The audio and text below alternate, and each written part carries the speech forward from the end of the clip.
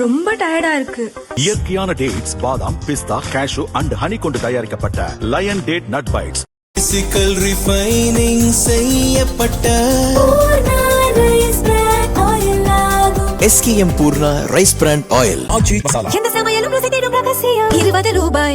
கடலோர ஆந்திர பிரதேசத்திலிருந்து மத்திய மகாராஷ்டிரா வரை மற்றும் தெலங்கானா மற்றும் அதனை ஒட்டிய பகுதிகள், மராத்வாடா பகுதிகளின் மேல் ஒரு வளிமண்டல காற்றழுத்த தாழ்வு பாதை நிலவுகிறது. இதன் காரணமாக நாளை 27ஆம் தேதி திருவள்ளூர், சென்னை, காஞ்சிபுரம், செங்கல்பட்டு, திருவண்ணாமலை மற்றும் ராணிப்பேட்டை மாவட்டங்களில் இடி மின்னலுடன் கனமழை பெய்யும். மணிக்கு 50 கிலோமீட்டர் வேகத்தில் காற்று வீசும் என வானிலை ஆய்வு மையம் அறிவித்துள்ளது. தமிழகத்தின் பிற பகுதிகள் மற்றும் புதுவையில் லேசான மழைக்கு வாய்ப்புள்ளது.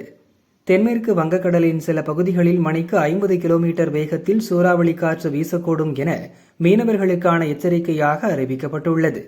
எனவே தென் தமிழக கடலோரம், மன்னார் வளைகுடா, குமரிக்கடல் பகுதிகளில் மணிக்கு 60 கிலோமீட்டர் வரை சூறைக்காற்று வீசும் என்பதால் 30ஆம் தேதி வரை இப்பகுதிகளில் மீனவர்கள் மீன்பிடிக்க கடலுக்கு செல்ல வேண்டாம் என அறிவுறுத்தப்பட்டுள்ளனர்.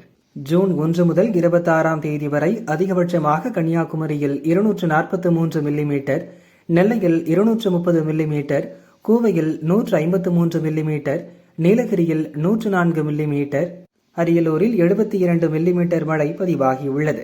தமிழகம், புதுச்சேரியில் தற்போது வரை தென்மேற்கு பருவமழை வழக்கமான சராசரியை விட 46% அதிகம் பெய்துள்ளதாக வானிலை மைய அறிக்கையில் கூறப்பட்டுள்ளது.